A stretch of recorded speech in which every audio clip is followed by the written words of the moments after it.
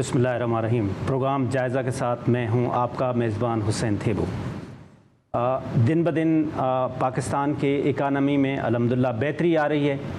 इस वक्त हमारी जो महंगाई है वो पिछले 6-8 साल की कम तरीन सतह पे है। आज के हिसाब से हमारे पास महंगाई जो है वो 6% है, जो एक अच्छा सिग्निफिकेंट है, इम्प्रूवमेंट है। इसके साथ साथ हमारे रिज़र्व्स जो हैं वो भी बढ़ रहे हैं और इन स्पाइट ऑफ दैट के मुख्तलिफ़ पार्टीज़ का एक कैंपेन चलाना कि जो रिमिटेंस हैं वो ना आएँ, वो भी तारीख़ के इस वक्त बुलंद तरीन सतह पे हैं। इस वक्त जो हमारे पास तकरीबन पाँच माह के डेटा है वो 14.76 बिलियन डॉलर हमारे पास आ चुके हैं। इसके साथ साथ हमारे पास जो इन्वेस्टमेंट है वो भी बाहर से आ रही है। बेहतरी के तमाम इंडिकेटर्स बता रहे हैं। ये हमारे साथ मौजूद हैं शब्बर ज़ैदी साहब, जो किसी तारुफ़ के मोहताज नहीं है, इकनॉमिक्स के पाकिस्तानी इकानमी के साइंटिस्ट हैं। शब्बर ज़ैदी साहब से आगे बात करते हैं कि वो क्या देख रहे हैं। शब्बर ज़ैदी साहब, बेहतरी है। अगर हम डेटा देखें तो हमारे पास जो महंगाई है वो कम तरीन सतह पे है। इसके साथ साथ हमारे पास रिमिटेंस भी आ रहे हैं, रिज़र्व भी हमारे बढ़ रहे हैं। हिस्ट्री में जो स्टॉक एक्सचेंज है वो भी अपनी रिकॉर्ड पॉइंट्स कायम कर रहा है। What is your take on it? बिस्मिल्लाहिर्रहमानिर्रहीम। ये बात हकीकत है कि पाकिस्तान में जो महंगाई की शरह है, इंक्रीज़ इन द प्राइसेस और इन्फ्लेशन जो है वो अपने लोएस्ट पर है। उसकी बहुत सी वजूहात हैं, मगर ये हकीकत है कि वो लोएस्ट पर है, उस पर कोई सेकंड व्यू नहीं है। और as per the desire of the IMF और पाकिस्तान की जो ज़रूरियात हैं उसके हिसाब से हम रिज़र्व्स को भी आहिस्ता आहिस्ता बिल्डअप करते जा रहे हैं। ठीक। अच्छा, तीसरी बात जो मैं बिल्कुल आपके सामने पब्लिकली कहना चाहता हूँ कि मेरी हमदर्दियाँ एक सियासी पार्टी के साथ हैं जो कि इस वक्त अपोजिशन में है, मगर मैं बिल्कुल वाज़े तौर पर ये बात करना चाहता हूँ कि अगर कोई आदमी या कोई शख्स पार्टी ये कहती है कि पाकिस्तान में फॉरेन रेमिटेंस नहीं भेजी जाए और सिविल डिसोबीडियंस की जाए, ये निहायत जाहिलाना, गैर मुहिब्बे वतन और बेवकूफ़ी का फ़ैसला है। और किसी सियासी पार्टी को इस तरह की बात नहीं करनी चाहिए। और वो, मेरा अपना ख्याल है, वो एक कम अक्ली की बात कर रहे हैं। हमारी जंग आपस में हो सकती है, हमारी जंग पाकिस्तान के साथ नहीं है। ठीक है ना, आपस में हम जो मर्जी करें, मगर ये फैसला बिल्कुल गलत बात है कि रेमिटेंसेस को आप कहें कि रेमिटेंसेस नहीं भेजें, ये बिल्कुल गलत बात है। यहाँ तक तो बात आपकी बिल्कुल दुरुस्त है। अब हुसैन साहब, दूसरी बात ये है कि क्या इस जो बड़ी मशहूर एक टर्म है जिसको पहले बहुत ज़्यादा इस्तेमाल करते थे, शौकत अजीज़ साहब इस्तेमाल किया करते थे, टिकल डाउन इफेक्ट, राइट, कि क्या ये जो माशी बेहतरी आ रही है, क्या इसके नताइज आम आदमी तक पहुंच चुके हैं? ये मेरा सवाल था, लेकिन आप पहुंच चुके हैं। और दूसरी बात है कि वो कौन कौन से चैप्टर हैं जो अभी अनओपन्ड हैं और जिनकी वजह से पाकिस्तान में मुश्किलात आ सकती हैं। राइट है। अच्छा, मुझे इस बात के कहने में कोई आड़ नहीं है कि पाकिस्तान में गुर्बत की शरह पॉवर्टी लेवल बढ़ रहा है। महंगाई कम हो रही है, मगर गुर्बत की शरह बढ़ रही है। तो ये समझाएं ना आप हमें। देखिए, इसकी दो बातें। देखिए, ये जो हम बात कर रहे हैं महंगाई कम हो रही है, वो अगर गोश्त 600 रुपए किलो था तो पहले 600 से 610 और 610 से 620 और 620 से 630 हो जाता था। ठीक है। ये थी महंगाई की शरह बढ़ने की। ठीक है, मगर मेरा कहना यह है कि जो गोश्त की कीमत 600 है वो भी पाकिस्तान के आम आदमी की पहुंच से बाहर हो चुका है।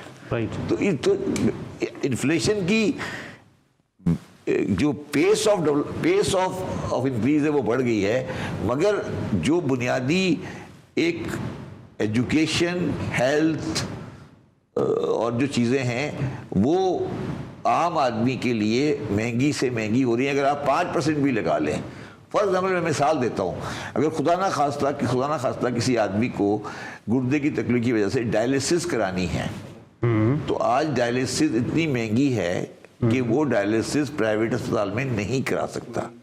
तो अच्छा, ये इसलिए हो रहा है हुसैन कि जो इंक्रीज डिस्पाइट दिस, ये इन्फ्लेशन की सज़ा कम होने के बावजूद भी जो आमदनी की शरह है वो इस पेस को मैच नहीं कर रही। उसकी वजह क्या है? उसकी वजह ये है कि एम्प्लॉयमेंट की अपॉर्चुनिटी नहीं बढ़ रही। अच्छा, सपोज करें कि पहले पाकिस्तान में सपोज करें कि 200 नौकरियों के लिए 200 आदमी थे, ठीक है, तो प्राइस नौकरी की 100 रुपए हुआ करती थी। अब उस 200 नौकरियों के लिए 300 आदमी है, तो वो अब उनकी बाइंग पावर कम हो गई है, वो 80 रुपए में भी काम करने को तैयार हो गया है। तो रियल वेजेस कम हो गई है पाकिस्तान में, जिसको हम रियल वेजेस कहते हैं, क्योंकि इतनी अनएम्प्लॉयमेंट होती जा रही है कि वो आदमी, फॉर एग्जांपल ये कैमरामैन है या जो कुछ भी आप ले लें, ये अब इसके पास इतनी एम्प्लॉयमेंट की अपॉर्चुनिटी कम होती जा रही है कि ये कम पैसे पे काम करने के लिए भी तैयार हो गया है। अच्छा, अब इसमें इसकी वजह से पॉवर्टी लेवल बढ़ रहा है। ये फैक्ट है कि इसको आगे महंगाई का प्रॉब्लम नहीं आ रहा, मगर पॉवर्टी लेवल बढ़ता जा रहा है पाकिस्तान में, ठीक है। और ये पाकिस्तान का, इस पे कोई सेकंड व्यू नहीं है कि ये पॉवर्टी लेवल बढ़ रहा है। और तीसरी बात जो इसमें आ रही है वो ये आ रही है कि जो गैर तालीम याफ्ता बच्चे हैं, इलिटरेट बच्चे या जो स्कूल नहीं जा रहे, उनकी तादाद में कमी नहीं हो रही बल्कि वो बढ़ रही है, क्योंकि आबादी बढ़ रही है। अब मुझे आप अलाउ करें ना, मैं जब ये बात अपने कैमरामैन से कहता हूँ कि भाई ये महंगाई 38% से कम होके 6% पे आ गई है, वो कहता है वो कहाँ आ गई है उसको कैसे समझाऊँ? नहीं, वो इसलिए ये तो मैं समझा रहा हूँ, महंगाई वही तो मैं कह रहा हूँ। वो तो 600 रुपए किलो गोश्त तो ले ही नहीं सकता पहले भी, तो वो कहता है 600 से आप कह रहे हैं 650 नहीं हुआ, मुझे तो 600 रुपए वाला नहीं खाता। नहीं, मेरा सवाल ये तो फिर ये गोरख धंधा कौन मैनेज कर रहा है? मतलब ये महंगाई पहले ये कहना देखिए, ये आप विद ऑल ड्यू रिस्पेक्ट गरीब आदमी को बेवकूफ बना रहे हैं ये कह के यार महंगाई की शरह कम हो गई है। वो कहता है यार आज जो जिस प्राइस पे केला आम मिलता है वो तो ऑलरेडी इतना ज्यादा है कि अगर वो नहीं बढ़े तो भी मेरी बॉस से बाहर है ना। नहीं, तो ये मेरा आम आदमी वाला सवाल है ना कि ये महंगाई की गोरख धंधे को कौन मैनेज कर रहा है? जो पहले 30 दिखाता था आज 6 दिखा रहा है। अगर वो 30 दिखा रहा था, नहीं वो ये नहीं, आप समझे, वो ये कह रहा था कि 30 का मतलब ये है कि 100 रुपए और अगले साल 130, ठीक। अब वो कह रहा है कि 100 रुपए अगले साल 106, वो ये कह रहा है। ये आज आपको गोश्त जो है वो 600 का ही मिलेगा। 600 अगले, अगर ये महंगाई की शरह जो पहले वाली थी तो अगले साल हो जाता 630 का, 690 का। अब वो कह रहा है कि 690 का नहीं होगा बल्कि 620 का हो जाएगा। ये इसने फिगर्स कहाँ से लाए? ये जो भी मैनेजर है, जो भी ये चीज बना रहा है गोरख धंधा, ब्यूरो ऑफ स्टैटिस्टिक्स है। कहाँ से ला रहा है ये? मार्केट से।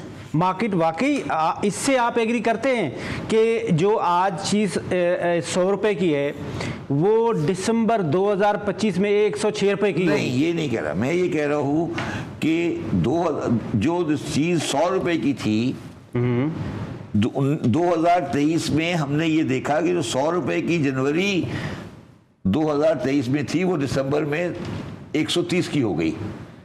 इसका मतलब हुआ कि महंगाई की इंक्रीज 30% हो गई ना, 100 की 130, ठीक है। आप ये कहना चाह रहे हैं कि लास्ट ईयर जो दिसंबर में गोश्त 100 रुपए का था, अब वो 130 का नहीं है, वो 106 का है। तो 130 का तो हो चुका था, वो 130 से आगे 6% बढ़ रहा है, 30% नहीं बढ़ रहा। हाँ, तो मैं वो कह रहा हूँ कि वो फ्यूचर की आप प्रेडिक्शन कर रहे हैं। यस, जो फिर हम कम नहीं हुई प्राइस, इसको कैसे समझाएं लोगों को कि मतलब महंगाई कम हो रही है? ये देखिए ना, 2023 में इसको 2023 में 100 का था जी, दिसंबर 2023 में वो 130 का हो गया। ठीक, तो महंगाई की शरह में इंक्रीज हो गई 30%, राइट। आज वो 6%, आज वो 130 से 6%, 130 से 6% बना तकरीबन 8 रुपए, तो 138 रुपए का हो गया। मगर अच्छा, अब 138 का हो गया। अब ये नहीं कहेंगे वो 100 से वो 130 से कम हो गया। जो हम लोगों को दिखाते हैं क्या कि हमारा जो मार्केट है, स्टॉक एक्सचेंज जो है वो 100 हो गया, 106 पॉइंट्स हो गया, ये पॉइंट्स कैसे बढ़ते हैं? इसमें पैसे डलेंगे तो बढ़ेंगे ना। अच्छा, मैं अब पहले महंगाई वाली बात समझ आ गई आपको? हाँ जी, बिल्कुल। तो 100 से 130, अब 130 से अगर 30% रहती तो 130 से हो जाता है ये 145, ठीक, फिर 160, अब वो 160 नहीं हुआ बल्कि 138 हो गया, 36 हो गया। तो इसलिए 6% महंगाई की शरह पड़ गई। ठीक हो गया। अब आ जाए स्टॉक एक्सचेंज पर, जिस पे हम बड़े जुबिलेंट। स्टॉक एक्सचेंज के अंदर एक चीज होती है जिसे कहते हैं PSX इंडेक्स। ठीक, वो किसी एक शेयर की प्राइस नहीं होती, राइट, वो प्राइस होती है एक बास्केट ऑफ शेयर्स की। स्टॉक से में तो बहुत सारी कंपनियां हैं ना, कोई 400 550 जितनी भी कंपनियां स्टॉक चेन में कोट हो रही हैं, तो सारी कंपनियों की प्राइस नहीं होती। वो एक उन्होंने बास्केट बनाई हुई है एक कंपनी की, जिसमें 22-25 कंपनियां हैं। एक दो के नाम ले लें। OGDC, ठीक, PPL, बारी गैस, इनके फर्टिलाइजर शेयर्स बढ़ रहे। सुनिए, अब सुन लेना, अब इसमें पैसे कहाँ से आए? ये बास्केट है ना। हाँ जी, ये बास्केट है, ये इसमें 25-30 कंपनियां हैं। समझ गए? हमारा ये कहना है कि पहली बात ये बास्केट ही गलत है। इसमें रियल मार्केट बहुत सारी चीजें जो होनी चाहिए वो नहीं है। अच्छा, बास्केट में, उस बास्केट में OGDC को उन्होंने कहा है कि इसकी वैल्यू ये इतनी इंपॉर्टेंट है, इसको मल्टीप्लाई बाय 2 करेंगे, PPL को मल्टीप्लाई बाय 1 करेंगे। ठीक है। अच्छा, अब क्या हो रहा है कि ये बास्केट जो है, इस बास्केट में ट्रेडिंग हो रही है। तो वैल्यू कौन तय कर रहा है? क्या इसकी जो वैल्यू बढ़ा रहा है ये कौन तय कर रहा है? बायर आ रहा है ना, बायर वो ये परचेज कर रहा है, इतने बायर आ रहा है वो। अच्छा, अब क्या सुने भाई, अब ये बास्केट जो है ना, इस बास्केट में बहुत सारी कंपनियां, बल्कि बल्क ऑफ द कंपनियां वो हैं जिसमें मेजॉरिटी गवर्नमेंट की है, गवर्नमेंट पार्टी नहीं है। तो शेयर जो मार्केट में डील हो रहा है वो सिर्फ उस कंपनी का 20%, 30% है।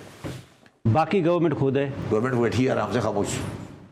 गवर्नमेंट अपनी किताबों में एंट्री करी जा रही है, मेरी वैल्यू बढ़ गई, वो बढ़ता है, और वो पार्टी नहीं है।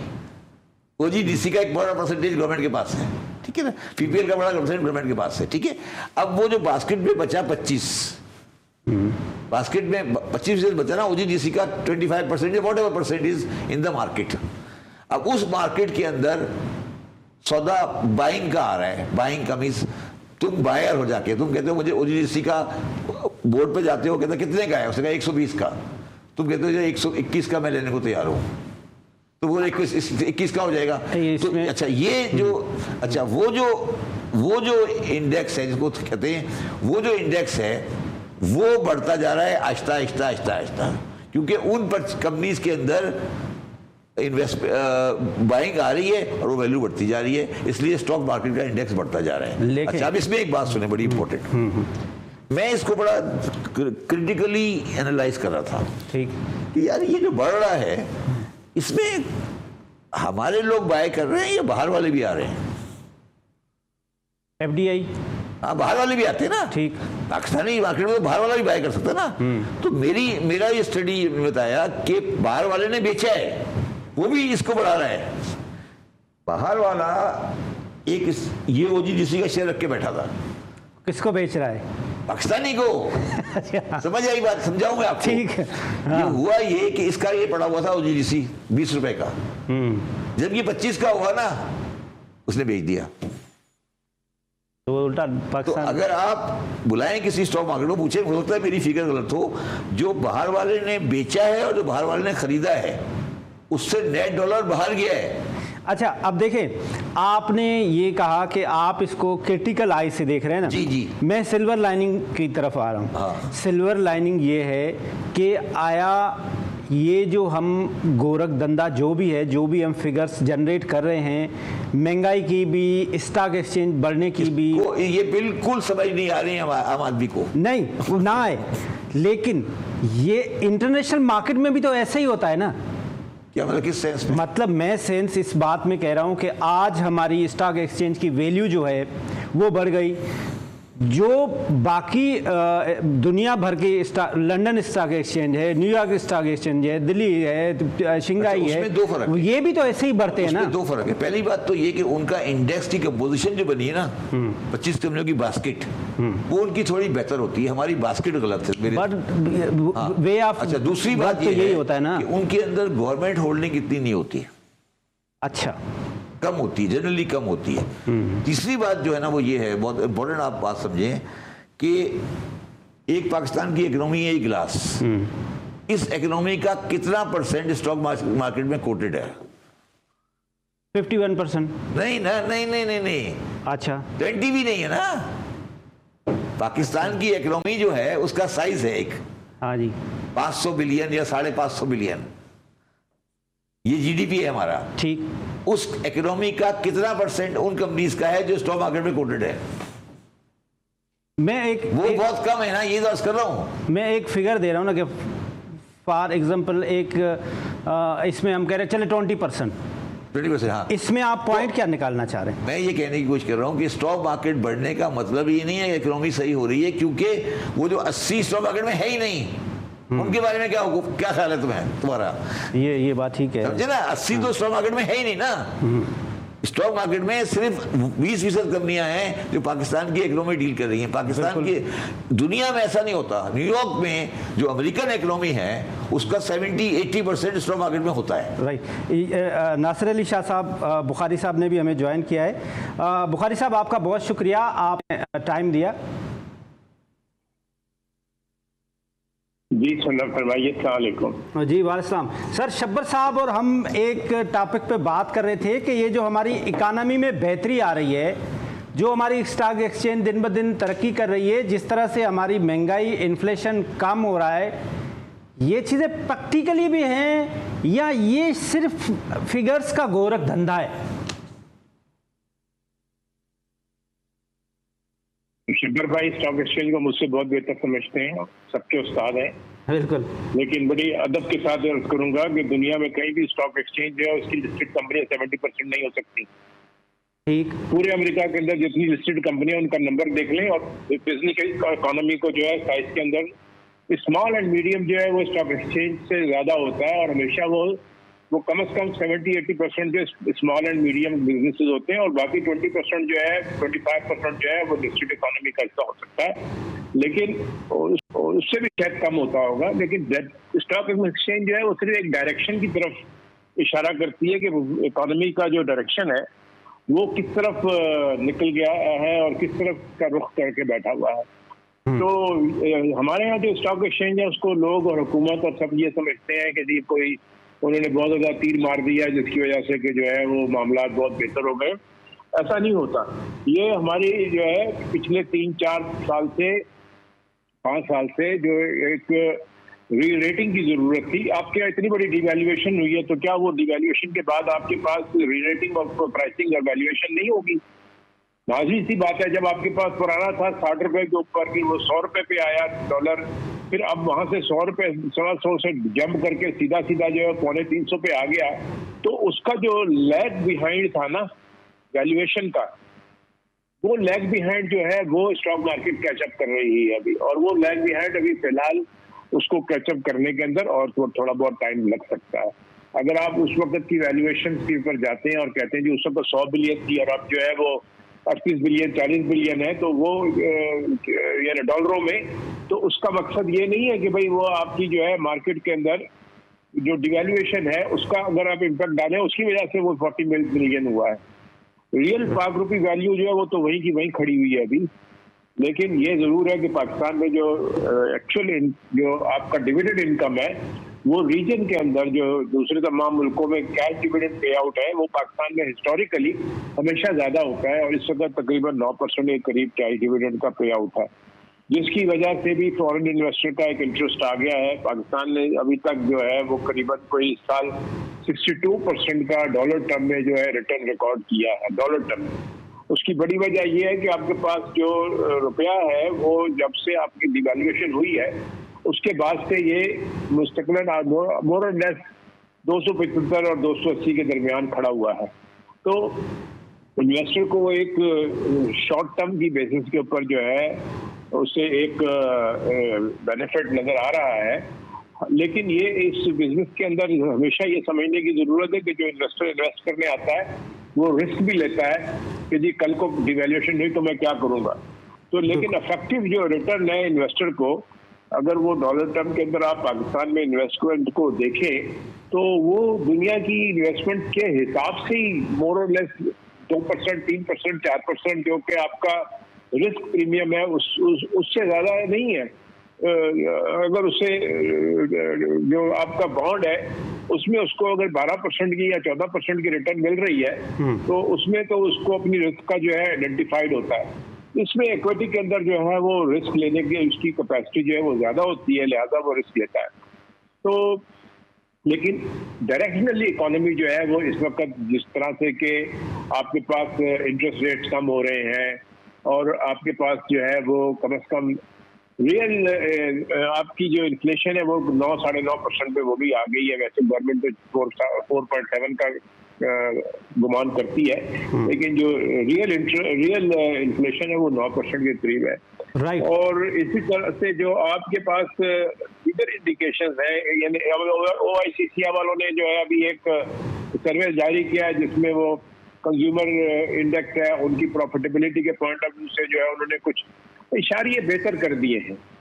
वो जो इशारे बेहतर हुए हैं उसमें एक चीज और भी बहुत अहम है, बैलेंस ऑफ पेमेंट के मामले में के अंदर पाकिस्तान को उस किस्म का कोई धचका नहीं लगा जो बैलेंस ऑफ पेमेंट में हमें 85 बिलियन की हमने इम्पोर्ट कर ली थी और हमारे पास $27 बिलियन का जो है शॉर्टफॉल आ गया था।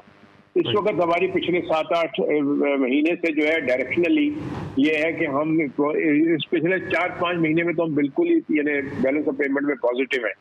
तो उसकी वजह से क्योंकि वो प्रेशर नहीं है तो उसका भी असर है। दूसरा बुखारी साहब एक छोटा सा ब्रेक का टाइम हो रहा है, एक छोटा सा कमर्शियल ब्रेक लेते हैं, उसके बाद फिर बुखारी साहब से और स्पेशल शब्बर साहब से बात कि जो शब्बर साहब ने बहुत आवाज़ उठाई ख़ास तौर पे IPPs के लिए, जिस तरह से IPPs के ओनर्स को इस वक्त डील किया जा रहा है क्या वो ठीक वे है। और दूसरी बात कि ये जो रुपीज़ स्ट्रेंथन हो रहा है ये फ्लैक्चुएट नहीं हो रहा है, डी वैल्यू नहीं हो रहा है। जिस तरह से शब्बर साहब ने हमें बताया कि महंगाई किस तरह से मैनेजर्स उसको मैनेज कर रहे हैं और उसका मॉड्यूल क्या है, उसी तरह से फिर स्टॉक एक्सचेंज का भी बताया। इस तरह से हम डॉलर के बारे में भी पूछेंगे। एक छोटा सा कमर्शियल ब्रेक।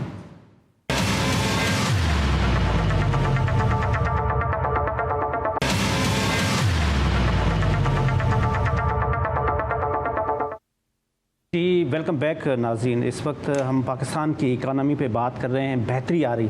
शब्बर साहब, आपने एक्सचेंज कंपनीज के लिए आवाज़ उठाया, उसके खिलाफ भी बहुत ज़्यादा आवाज़ उठाई जी उसके खिलाफ भी एक्शन हुआ, फिर आप IPPs के पीछे लग गए, फिर आजकल आप अफगान ट्रेड के पीछे लगे हुए हैं। IPPs से जिस तरह से इस वक्त डील हो रहा है वो ठीक? देखिए थोड़ा हार्ड हो रहा है। हाँ? थोड़ा हार्ड नहीं हो रहा? मैं बिल्कुल इस बात से एग्री करता हूँ कि इसको थोड़ा सा लाइटर टोन में करना चाहिए था। और अभी जो इसमें I would say unresolved question है वो है कि क्या ये जो आपने पाकिस्तानी IPPs के साथ, पाकिस्तानी ओन्ड IPPs के साथ एडजस्टमेंट्स की हैं, क्या ये आप चाइनीज ओन्ड IPP के साथ भी करने जा रहे हैं? हुकूमत वेरी इंपॉर्टेंट कंसिडरेशन है। ठीक है, जो करने वाले हैं हुकूमत वाले वो कह रहे हैं। दूसरी बात, मैंने आपके प्रोग्राम में ही पहले कहा था कि मेरी सारी ज़िंदगी इस काम में गुजर गई जिसको बोलते हैं ट्रांसफ़र प्राइसिंग के, प्लांट महंगा लिया असल में सस्ता था। ये एक बड़ी सब्जेक्टिव सी बात है। ठीक। और ये मतलब बहुत मुश्किल होता है किसी केस में इसको प्रूफ करना, साबित करना। तीसरी बात जो है वो ये है कि हमें ये रियलाइज करना चाहिए कि हमारी बेसिक एरर जो है वो आईपीपी में कहाँ पे हुई। हम ये एक्सपेक्ट कर रहे थे या गलत कैलकुलेट कर रहे थे कि हमारी डिमांड 40,000 मेगावाट हो जाएगी, ठीक, जो नहीं हो सकी। 40,000 मेगावाट नहीं हो सकी, हम 25 पे रह गए। तो 15,000 का जो रौला है वो 15,000 का ही है ना, कि उसके फिक्स चार्जेस आपको देने पड़ रहे हैं, ठीक है। तो अब वो जो आदमी सॉवरेन गारंटी लेकर आया था उसकी, वो क्या करे। तो मेरा जाती वो है कि पाकिस्तानी की तो आपने सॉवरेन गारंटी उड़ा दी ना, उड़ा दी सबकी, ठीक। तो अब आ रह गया बाकी चाइनीज और टर्किश भी है, ठीक है।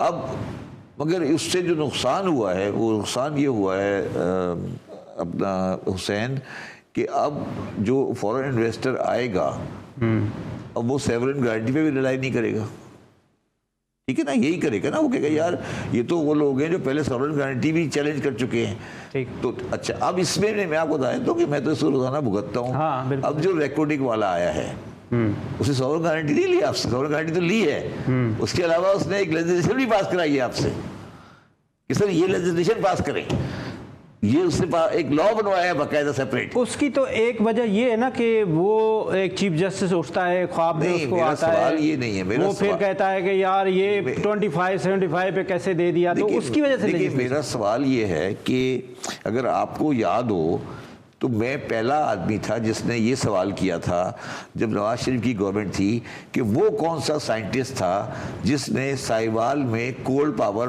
प्लांट लगाने का मशवरा दिया था। याद है आपको, ठीक है, याद है आपको। और वो भी कोल इंपोर्ट से कराची से साहिवाल जाएगा और साहिवाल से वापस आएगा। वो ऑनरेबल प्राइम मिनिस्टर शहबाज शरीफ, मतलब ये हुआ, ये चीफ मिनिस्टर थे वो। तो अब प्रॉब्लम ये है ना, वो ये है, अनफॉर्चुनेट प्रॉब्लम ये है कि हम उसको तो कसूरवार कहलवा रहे हैं कि जी वो गलत है। हमने कभी उस प्राइम मिनिस्टर से नहीं पूछा सर आपने कहा था तो अब आपका क्या हुक्म है। नहीं, उसने लॉजिक भी दी थी, उसने कहा था कि साहिवाल में चिमनी जलेगी तो वोट मिलेंगे, वोट मिलेगा। तो भाई उसके वोट के लिए पाकिस्तान तो नहीं चल सकता ना। हाँ, ये बात ये तो मैं ये कह रहा हूँ, मैं आपके प्रोग्राम में बार बार कहता रहा हूँ, आज फिर दोबारा ये कह रहा हूँ कि पाकिस्तान की मईशत सियासत से बालातर होनी चाहिए, ठीक है ना। हम क्या करते रहे हैं कि मईशत को सियासत के लिए इस्तेमाल करते रहे हैं। तो उसकी बुनियादी वजह ये है कि हमारे पास एक बुनियादी जो चीज़ होती है ना, बुनियादी चीज़ किसी मईशत के लिए वो होता है annual development plan, 5 year plan, 25 year plan, 50 year plan, और वो प्लानिंग कमीशन बनाता है, ठीक है। पाकिस्तान में 1970 के बाद से कोई 5 ईयर इकोनॉमिक प्लान नहीं बनाया गया, ठीक है। तो अब उसकी वजह से आप ये सारे जो आपने सारी चीज़ें जो ये रोले जो हैं वो आप करते रहते हैं, ठीक है। अच्छा, coming back to stock exchange में एक बात, यहाँ एक और बात कहना चाहता हूँ कि स्टॉक एक्सचेंज में हो सकता है बिल्कुल पॉजिटिव इंडिकेशंस की वजह से करेक्शंस आ रही हों, उनके वैल्यूज़ बढ़ रही हों, ये चीज़ें आगे पीछे हो रही हों, मगर पाकिस्तान की तारीख हमें बताती है, राइट। पाकिस्तान की तारीख को अगर मैं स्टडी करूँगा तो पाकिस्तान की तारीख हमें बताती है कि स्टॉक एक्सचेंज की बढ़ना और घटना बहुत दफ़ा इकोनॉमी से रिलेट नहीं करता और वो सेंटिमेंट्स चेंज होते हैं। मैं इसमें एक और बात आपको बता सकता हूँ, मैं एक मिनट बता दूँ। पाकिस्तान स्टॉक एक्सचेंज, नासिर साहब इसको शायद कंफर्म कर देंगे, दुनिया का वाहिद one of the few stock exchange है जहाँ इन्वेस्टमेंट शेयर जो इन्वेस्टमेंट के लिए लिया जाता है और शेयर जो ट्रेड किया जाता है with in a period, one of the highest in the world है। इसका मतलब है कि ये ट्रेडिंग एक्सचेंज है, ये इन्वेस्टमेंट एक्सचेंज नहीं है। अच्छा शबर भाई, एक बात हो, आपने जैसे कहा कि एफडीआई भी नहीं आ रही है, लेकिन हमारे रिजर्व्स भी बढ़ रहे हैं, हमारे स्टॉक एक्सचेंज में भी बेहतरी आ रही है। मैं फिर आपकी अब आज फॉरेन एक्सचेंज के पॉइंट ऑफ व्यू से आ जाए तो मैंने कहा बताया आपको कि फॉरेन एक्सचेंज में डॉलर स्टॉक एक्सचेंज से निकला है, आया नहीं है। हाँ, वो आपने बताया। ठीक है, आगे चलें। आप जो मुझे जो खौफ है, जिसका मैं बार बार आपको कह रहा हूँ, ये जो आपका रिजर्व बेहतर हो रहा है, देखिए 3 आइटम होते हैं ना, 3 आइटम हैं, आपका रेमिटेंस, आपका एक्सपोर्ट, ये आपके दोनों इनफ्लोज हैं, और आपके आउटफ्लो क्या है, इंपोर्ट्स। अब मुझे एक बात बताइए, क्या इंपोर्ट का कम होना मुल्क के लिए अच्छा है या बुरा है? अच्छा तो नहीं है, क्योंकि फिर आपका जो इंडस्ट्रियल ग्रोथ है वो भी तो खत्म हो जाता है ना। Exactly, that is my point। तो ये जो पाकिस्तान में इकोनॉमिक कॉन्ट्रैक्ट हो रही है, जब इकोनॉमिक कॉन्ट्रैक्ट हो रही है और इंपोर्ट का बिल कम हो रहा है और बिजली की इंडस्ट्रियल ग्रोथ खत्म हो रही है, बिजली की कंजम्पशन कम हो रही है, इंडस्ट्रियल कंजम्पशन कम हो रही है, मुझे नहीं एग्जैक्टली मैं नहीं कह सकता। तो ये जो कॉन्ट्रैक्टिव मोड पर आप इकोनॉमी को लेके चले गए हैं और रिजर्व्स एक्यूमुलेट कर रहे हैं, ये नुस्खा IMF का नुस्खा है, ठीक है। और इस नुस्खे ने कभी किसी दुनिया के किसी मुल्क को परेशानी से नहीं निकाला है, फायदा नहीं दिया, नहीं, इसने कभी दुनिया के किसी मुल्क को परेशानी से नहीं निकाला है। अब इसके अंदर आपको अपना दिमाग लगाकर इसको सीधा करना पड़ेगा। IMF is not the ultimate recipe. IMF पैसे जरूर लेंगे हम, मगर इसका मतलब ये नहीं है कि मैं इकोनॉमी को उस तरह कॉन्ट्रैक्ट करता जाऊंगा जिस तरह वो चाह रहे हैं, ठीक है। राइट। मुझे अपनी इंपोर्ट के बिल को और इंडस्ट्रियल एक्सपेंशन की तरफ जाना पड़ेगा, क्योंकि अदरवाइज हमें यू मीन टू से कि हमें अपना इंपोर्ट बढ़ाना पड़ेगा, जिस तरह से हम 70 को हमने टच किया था। Import of the industrial raw material and plant and machinery for production, वो ये नहीं कि हम चॉकलेट इंपोर्ट कर लेंगे। मैं यही सवाल था कि आप ऐसी कैटेगराइज क्यों नहीं कर रहे हैं कि आप चॉकलेट और वो जो। अच्छा, अब आ जाए फॉरेन एक्सचेंज के ऊपर, फॉरेन एक्सचेंज के ऊपर, ठीक है। फॉरेन एक्सचेंज में आप मुझे बताएं कि आज एक्सचेंज कंपनियां किधर हैं? वो तो किसी ने उनको बंद किया? बंद तो किसी ने नहीं किया ना। याद है वो एक्सचेंज कंपनी वाला आपके साथ नहीं, अच्छा ठीक है। अच्छा, उसके बाद मुझे ये बताएं कि अफगान ट्रांजिट ट्रेड जो 7 बिलियन पे चला गया था, $7 बिलियन, आज वो $3 बिलियन पे कैसे आ गया? अफगानिस्तान में लोगों ने खाना छोड़ दिया, पीना छोड़ दिया, हुआ क्या? मैं इस पे वापस आगे आपसे सवाल करता हूँ। और दूसरा, ये जो जंगें हैं, ख़ास तौर पे ये जो अभी रिसेंट डेवलपमेंट हुआ है सीरिया का भी, इसका क्या इम्पेक्ट होगा? बुखारी साहब, आपके पास आना चाहता हूँ। ये इस वक्त जो हमारा बिजनेसमैन है उसका कहना ये है कि ये जो 16 सेंट पे एनर्जी है, इस पे मैं काम नहीं कर सकता। इंडिया में 6% है, बांग्लादेश में 8% है। एटलीस्ट मैं जब इंटरनेशनल मार्केट में कॉम्पीट करने जा रहा हूँ अपनी एक्सपोर्ट गुड्स के लिए, तो मैं 9 सेंट से ऊपर तो कर ही नहीं सकता, मैं प्रॉफिट में आ ही नहीं सकता। तो इसके लिए गवर्नमेंट क्या कर रही है? आर यू होपफुल कि ये जो एनर्जी का मसाइल हैं ये हल हो जाएंगे? बुखारी साहब, नहीं, आप गलत तरफ चले गए। पहली की बात कर लें, पाकिस्तान में प्रॉब्लम क्यों होती है। पाकिस्तान में प्रॉब्लम ये होती है, यहाँ पे हुकूमतें जो उनको शौक हो जाता है कि हमने GDP ग्रोथ दिखानी है और हमने 6% करनी है, और दूसरे ने अगर 5% की थी तो हमने 6.5% करनी है, ताकि हम दिखा सकें कि हमारे यहाँ GDP ग्रोथ है। तो वो क्या करते हैं, GDP ग्रोथ करने के लिए फौरन इंपोर्ट का दरवाजा खोल देते हैं। और इंपोर्ट का दरवाजा खोल के, चाहे उसके अंदर वो नाम होता है इंडस्ट्रियल इंपोर्ट का, लेकिन उसमें मेजॉरिटी जो है वो ये पेट फूड में और चॉकलेटों में और बिस्किटों में और सब चीजों के अंदर। बुखारी साहब, लेकिन मेरा आपसे सवाल, मेरी बात मुकम्मल कर लेने दें प्लीज, मेरी बात हमें प्रॉब्लम कहाँ आती है? ऐसा नहीं। हमारे यहाँ बिजली की पैदावार जो है, हमारे यहाँ बिजली की पैदावार जो है, वो उसका जो सारा का सारा टारगेट था वो यही था कि हमें वोट कैसे मिलेंगे।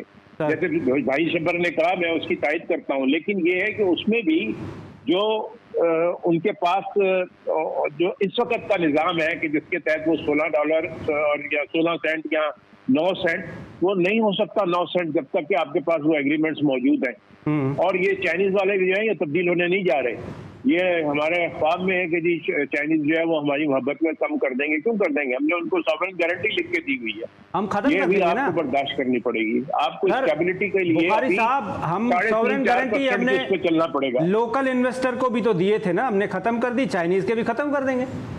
ओ भाई, इतना आसान है? आप इतनी अपने प्रोग्राम में बैठकर जो है दुनिया का सारा फैसला करने के लिए बैठे हुए? नहीं, कैसे नहीं बैठे हुए भाई, हमने अभी करके दिखाया आपको। हमने जो लोकल इन्वेस्टर थी उसकी सॉवरेन गारंटी हमने खत्म कर दी ना। आप सवाल तो सुने। सरकार मुआहदे होते हैं, ये G2G मुआहदे। बुखारी साहब, आप सवाल थोड़ी सी मेहरबानी करके सवाल तो सुने। हमने अभी सॉवरेन गारंटी लोकल इन्वेस्टर की खत्म कर दी ना, उससे क्या फर्क पड़ा? तो भाई वो G2G वायदे हैं, आपने पहले वो की थी तो आप वहां पर चले गए थे ना। वो भी G2G है, वो भी B2B नहीं है। कौन सा G2G है? जो चाइना के साथ, जो चाइना के साथ हमने किए हैं। मैं वही तो कह रहा हूँ, G2G आप नहीं कर सकते। G2G में करना बहुत नामुमकिन होता है। मैं आपको ये समझा रहा हूँ, वो जो आपने दूसरे लोगों को दिए थे वो बिजनेसेस को दिए थे आपने, वहां आपने उनके साथ इशू किया है। चाइनीज के साथ ये कह लेना कि जी उनको हम ये करवा लेंगे, ये नामुमकिन है। ठीक अभी तक हुकूमत के सारे जब लोग जाते हैं वो वापस मुंह लेके आ जाते हैं, कोई उनमें से चाइनीज उनको मुंह नहीं लगाते। और चाइनीज कंपनीज जो है उन्होंने सीपैक के साथ अब क्या हाल किया आपने, उसका जो आप देख रहे हैं कौन सा सीपैक का नया पत्थर लगा है। ठीक, आप पत्थरों का तो जवाब दें। बुखारी साहब, आप इम्पोर्टेंट बात कर रहे हैं। एक छोटा सा कमर्शियल ब्रेक लेते हैं, फिर हम इसी बात पे आ रहे हैं जो बुखारी साहब कह रहे हैं कि B2B सॉवरेन गारंटी तो आप ख़त्म कर सकते हैं, लेकिन G2G इज़ नेक्स्ट इम्पॉसिबल। एक छोटा सा कमर्शियल ब्रेक।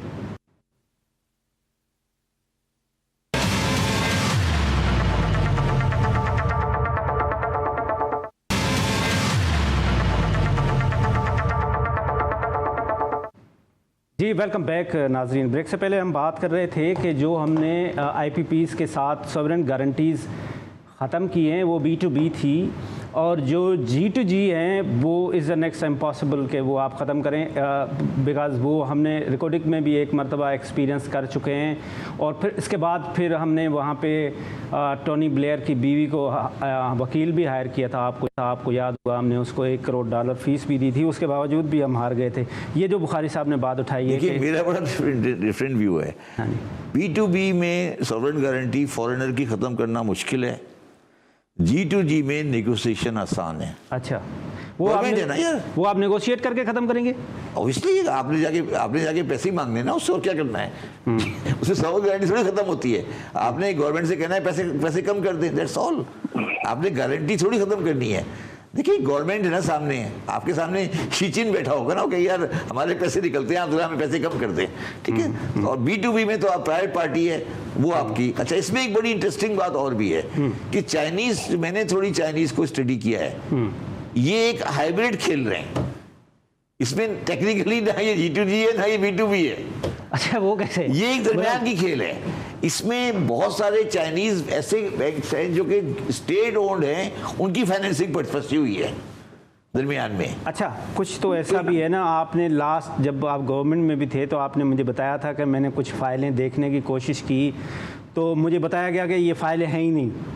याद है? मैं सिर्फ ये कह सकता हूँ कि मैंने 40 साल प्रोफेशनल अकाउंटिंग की है। ठीक है, आज तक मेरा कभी जिंदगी में चाइनीज क्लाइंट कभी नहीं रहा। मुझे तो इनकी बिजनेस प्रैक्टिस समझ ही नहीं आई आज तक। मैं बिल्कुल फ्रैंकली कह रहा हूं आपको। G2G B2B बोथ, G2B हो B2B हो, चाइनीज की बिजनेस प्रैक्टिस मुझे समझ ही नहीं आई आज तक। ये एक डिफरेंट मॉडल पे काम करते हैं, या उनका हमें समझ नहीं आ रहा या हमें उनका समझ नहीं आ रहा। ये बिल्कुल एक, अब क्या सच है क्या झूठ है, क्या हो रहा है क्या नहीं हो रहा, कौन सा गवर्नमेंट है कौन सा गवर्नमेंट नहीं है। मैं आपको जो बात की थी मैंने उस वक्त की थी जब मैं ग्वादर पोर्ट की एग्जेम्पशन दे रहा था। हाँ, मुझे याद है। जब मैं ग्वादर पोर्ट की एग्जेम्पशन दे रहा था तो मैंने पूछा भाई कंपनी किधर है, तो उन्होंने कहा कंपनी है कि हांगकांग में बनी होगी। मैंने कहा यार हांगकांग में बनी है, हम ग्वादर पोर्ट की वो देने जा रहे हैं, ये क्या चीज़ है। खैर बड़ी मुश्किल से हमने कहा जी क्या चीज़ है। उन्होंने कहा जी वो जो सीपैक की GC होती है, पता नहीं क्या होता है, ज्वाइंट कमीशन रिपोर्ट, पता नहीं GCC होता है कुछ। अच्छा। JCC पता नहीं क्या होता है, उसके नोट मिनट में लिखा हुआ है। तो हम, या तो हम लोगों को पढ़ने की आदत नहीं है, तो हमें तो बड़ा, मैं विद ऑल ड्यू रिस्पेक्ट मैं चाइनीज की इन्वेस्टमेंट से बहुत घबराता हूँ। अच्छा, अब आता हूँ मैं आपके पास क्वेश्चन, इम्पोर्टेंट क्वेश्चन जो हम पहले बात करते थे, ये एक्सचेंज कंपनीज ख़त्म करने, वो हो गई।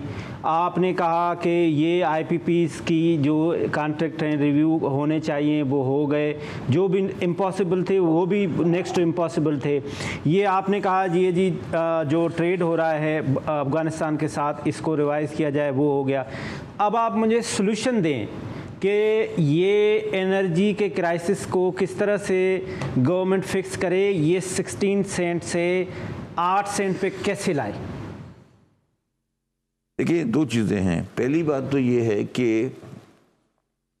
जो हमारा एनर्जी का कॉस्ट है, एक तो ये उस प्रोड्यूसर को दे रहे हैं ना आप, जो प्रोड्यूसर बना रहा है आईपीपी, मगर सब उससे ज़्यादा बड़ी कॉस्ट तो उस चीज़ की है जिससे एनर्जी बन रही है। हाँ, मैं वही फ्यूलिंग की बता रहा था कि आपके प्रोडक्ट वो एलपीजी है, आरएलएनजी नहीं, आरएलएनजी या एलएनजी है, वो एक ही चीज़ है ना। ठीक है, आरएलएनजी है या एलएनजी है, जो कुछ भी है। ठीक है। अब आपका अगला झगड़ा उनके साथ पड़ने वाला है, वहां भी आप सॉवरेन गारंटी को ब्रेक करने वाले हैं। अच्छा, वहां पे भी ऐसी एग्रीमेंट्स हुए हैं जैसे आईपीपीएस के साथ हुए? उनके उसमें दो चीजें हैं दरमियान। देखिए, मैं आपको एक छोटी सी खबर, उसमें दो, मेरी बात सुने, उसमें दो चीजें हैं, उसमें तीन चीजें हैं।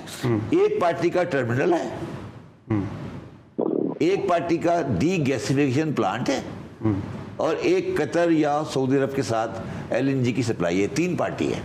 मैं एक आपको सोर्स कोट करके आपको खबर दे रहा हूँ। मुझे स्वीस सदर्न गैस के एक इम्पॉर्टेंट ऑफिसर ने कहा कि कतर के साथ जो हमारी आरएलएनजी के एग्रीमेंट्स हैं वो ऐसे ही हैं, अगर आपको चाहिए होंगे तो भी आपने पैसे देने हैं, अगर आपको नहीं चाहिए होंगे तो भी, जैसे आप कैपेसिटी पेमेंट कर रहे थे ना, ऐसे ही है, आप उसको इंटरनेशनल मार्केट में सेल कर सकते हैं अगर आपको नहीं चाहिए, लेकिन आपने पैसे देने हैं। तो बात वो गलत नहीं कह रहा। तो इसको कैसे खत्म करें? मैंने कहा ना, मैंने आपको क्या कहा कि वहां भी ये एग्रीमेंट को अंडू करने की बात करनी पड़ेगी। ठीक, करनी पड़ेगी आपको, वहां पे भी आपका डेडलॉक आने वाला है। और वो जो डी गैसिफिकेशन प्लांट लाके शिप खड़ा किया हुआ है, उसके साथ भी आपको करनी पड़ेगी, और जिसने टर्मिनल बनाया हुआ है उसके साथ भी करनी पड़ेगी। वो तीनों जो है ना, तीनों चेन, वो तीनों सॉवरेन गारंटी या फिक्स्ड कॉस्ट को आपको बियर कर रहे हैं। ठीक है ना? राइट, ठीक है ना? हाँ जी। देखो, बात ये है हुसैन कि जब हम प्रोजेक्ट लगाते हैं ना, उस वक्त हम बादशाह होते हैं।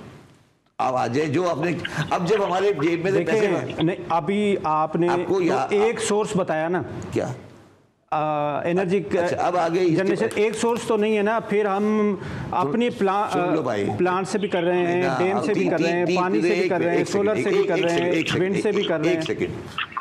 तीन सोर्स, चार सोर्स है हमारे पास। आरएलएनजी, इंपोर्टेड कोल, लोकल कोल, थर्ड कोल, लोकल कोल, अफगान कोल, ठीक है, और पाकिस्तानी सुई गैस। ठीक, तीन गैस, चार चीजें हैं ना। पाकिस्तानी सुई गैस के अंदर इतनी हमारे पास स्पेस नहीं है कि हम बिजली बना सके। एम आई राइट? ये जो जंपीर में विंड से बना रहे, किससे? विंड नहीं, थोड़ा है ना यार, कितना बनेगा, कितने मेगावाट बन जाएगा? ठीक है, ठीक है। मैं बात कर रहा हूँ, मेजॉरिटी आरएलएनजी है, इंपोर्टेड कोल है, थर्ड कोल है, और आपका जो सुई गैस है। ठीक है, ठीक, जो आपका, अगर आपने 6 सेंट पे लाना है इसको, हाँ जी, तो इसका अल्टीमेट इलाज है थर्ड कोल। ओके, ठीक है, राइट। अब सवाल ये है, मेरा सवाल आपसे ये है कि आखिरी ब्लॉक थर्ड कोल का कब शुरू हुआ, और थर्ड कोल पे काम तेजी से क्यों नहीं हो रहा? आप बताएं। मैं थर्ड कोल बोर्ड का मेंबर हूं। बताइए। ठीक है, प्रॉब्लम ये है कि थर्ड कोल जो का बोर्ड है, उस थर्ड कोल के अंदर 2 या 3-4 ब्लॉक हैं। वहाँ एक बड़ा ब्लॉक जो है वो चाइनीज के पास है, शेंघाई इलेक्ट्रिक के पास। ठीक, और एक ब्लॉक जो है वो ये पाकिस्तानी जो नहीं है, ये थल नोवा, ये जो नहीं है, ये एंग्रो वाले जो हैं 2-4 ब्लॉक, ये सारे इनके पास है। ठीक है, इसके बाद नए ब्लॉक की ना नए ब्लॉक की बिल्डिंग हो रही है, ना नए ब्लॉक पे डेवलपमेंट हो रही है। उसकी वजह ये है, हाँ, उसकी वजह ये है कि चाइनीज शेंघाई कोल वाले हमारी जो हरकत हमने केई में की है और जो आईपीवी में की है, अब वो इसके ऊपर they are having a second thought. Very valid point. जबरदस्ती साहब, आपका बहुत बहुत शुक्रिया। बुखारी साहब, आपसे तफसीलन बात नहीं हुई, इंशाल्लाह आपसे एक और प्रोग्राम करेंगे। आपका बहुत बहुत शुक्रिया। जिस तरह से मैंने तो आपका शुक्रिया अदा करना है कि इतनी कंफ्यूजन आपने क्रिएट कर दी है। इन सब बातों को सुनकर मुझे तो हौल उठने लगा है। बहरहाल बहुत बहुत शुक्रिया। बहुत बहुत शुक्रिया आपका। बुखारी साहब, आपके साथ मजीद हम बात करेंगे। जिस तरह से शबर जैदी साहब हमारे प्रोग्राम्स में ये हमने पहले IPPs के बारे में बात की, हमने अफगान ट्रेड के बारे में बात की, हमने एनर्जी क्राइसिस के बारे में बात की। आज की जो पॉइंट है वो हमारी एनर्जी क्राइसिस के ऊपर था कि एनर्जी क्राइसिस को कैसे हम कंट्रोल करें। ये जो महंगाई है, ये जो महंगी बिजली है, ये जो 16 सेंट है, इसको हम 8 सेंट के लिए कैसे लाएं, उसका सलूशन शबर जैदी साहब के कहने के मुताबिक ये है कि आप बिजली कोल से बनाएं और कोल में जो आपने चाइनीज़ गवर्नमेंट के साथ वो जो आपने G2G या B2B एग्रीमेंट किए हैं उनको रिवाइज़ करें। खुदा हाफिज़। पाकिस्तान जिंदाबाद।